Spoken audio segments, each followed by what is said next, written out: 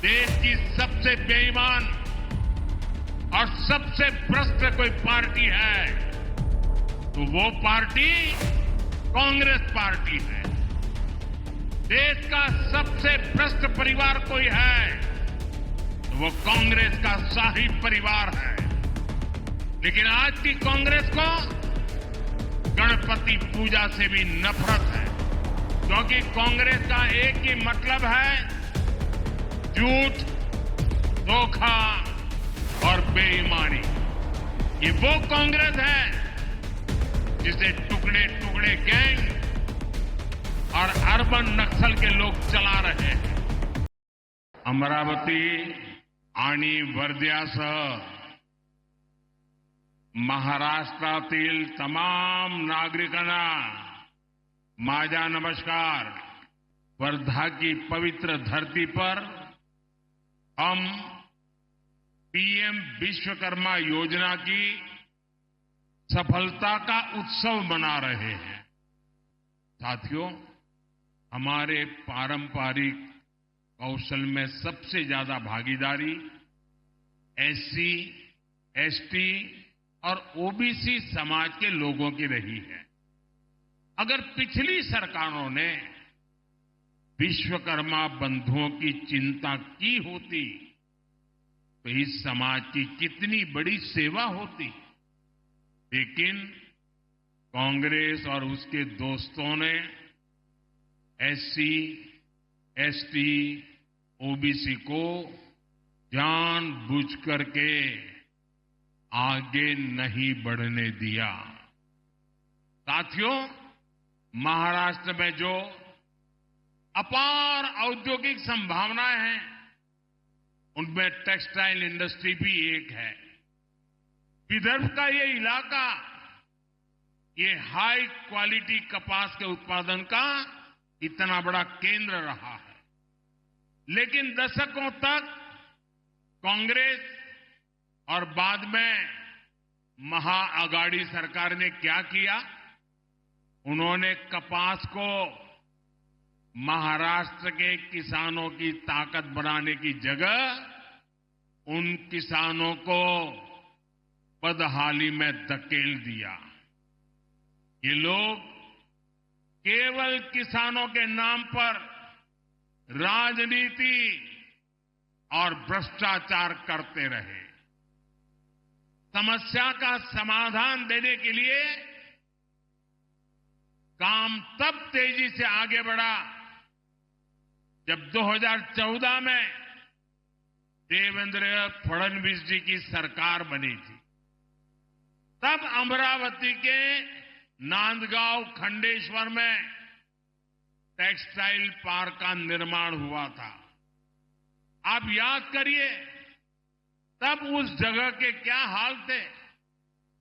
कोई उद्योग वहां आने को तैयार नहीं होता था। लेकिन अब वही इलाका महाराष्ट्र के लिए बड़ा औद्योगिक केंद्र बनता जा रहा है। हम देश भर में ऐसे ही 7 पीएम मित्र पार्क स्थापित कर रहे हैं।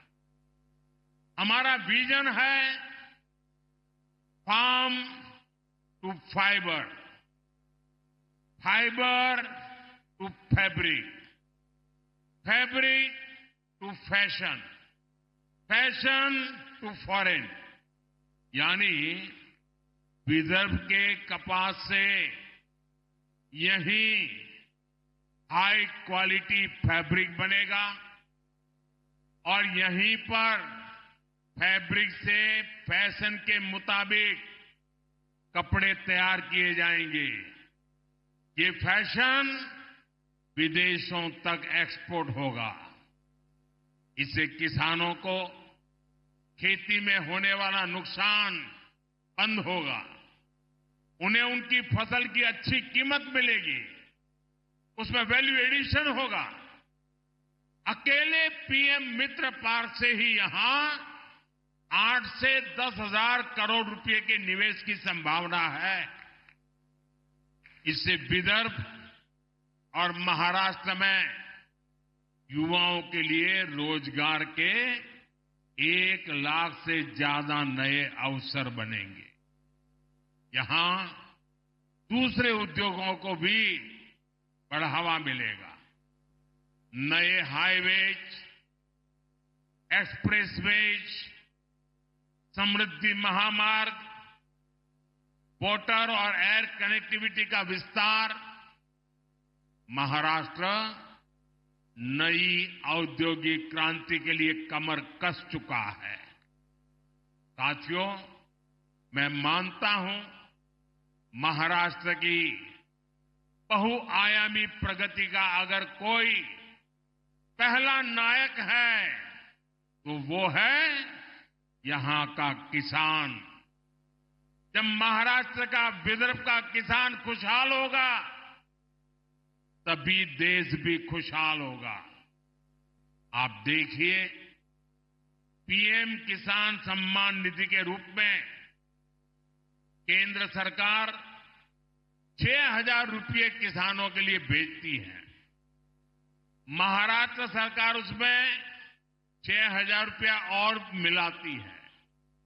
महाराष्ट्र के किसानों को अब 12,000 रुपया सालाना मिल रहा है। फसलों के नुकसान की कीमत किसान को न चुकानी पड़े, इसके लिए हमने 1 रुपये में फसल बीमा देना शुरू किया है। महाराष्ट्र की एकनाथ शिंदे जी की सरकार ने किसानों का बिजली बिल भी 0 कर दिया है।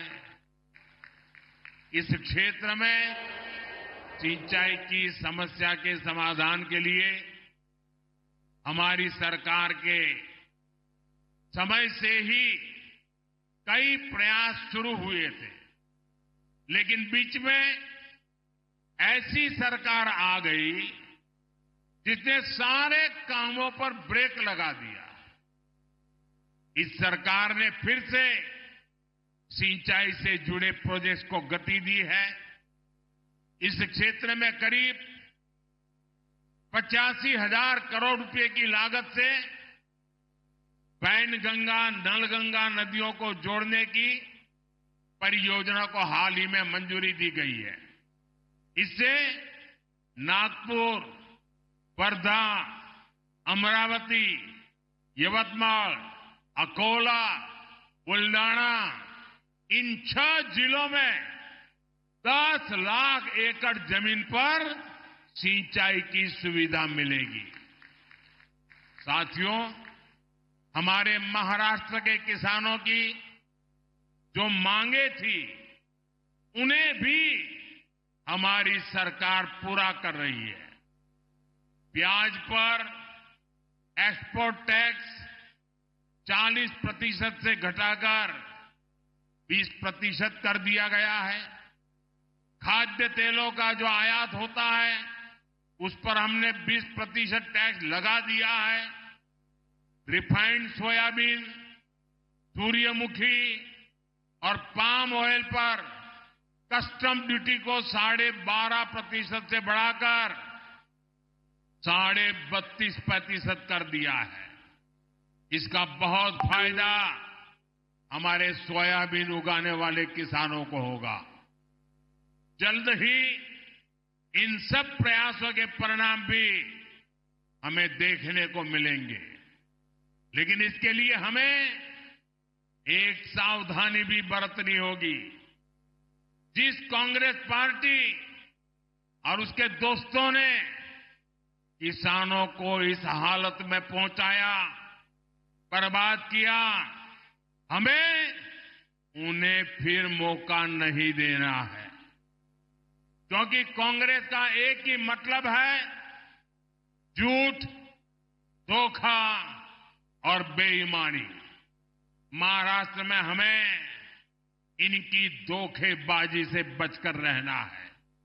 आप देखिए, आज कांग्रेस के लोगों की भाषा, उनकी बोली विदेशी धरती पर जाकर उनके देश विरोधी एजेंडे, समाज को तोड़ना, देश को तोड़ने की बात करना, भारतीय संस्कृति और आस्था का अपमान करना, ये वो कांग्रेस है जिसे टुकड़े टुकड़े गैंग और अर्बन नक्सल के लोग चला रहे हैं।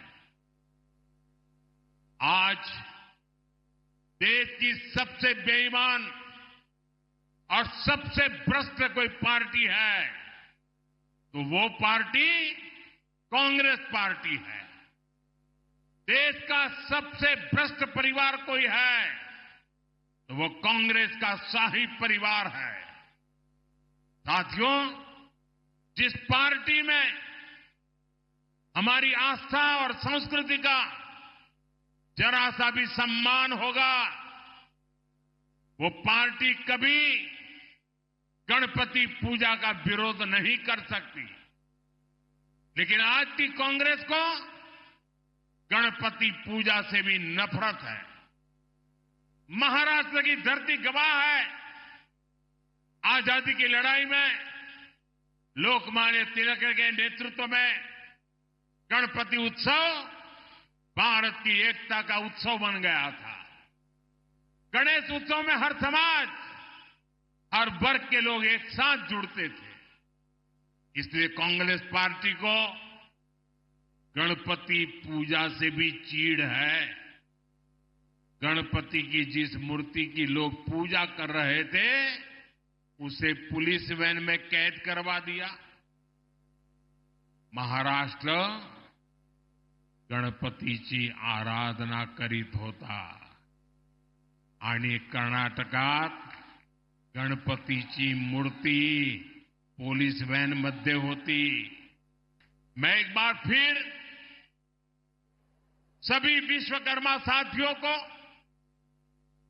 विदर्भ के और महाराष्ट्र के सभी मेरे भाई बहनों को बहुत बहुत बधाई देता हूं। अशाच नवनवीन बातम्या ऐकण्यासाठी सबस्क्राईब करा, शेअर करा। न्यूज 81 बात वही जो सच हो।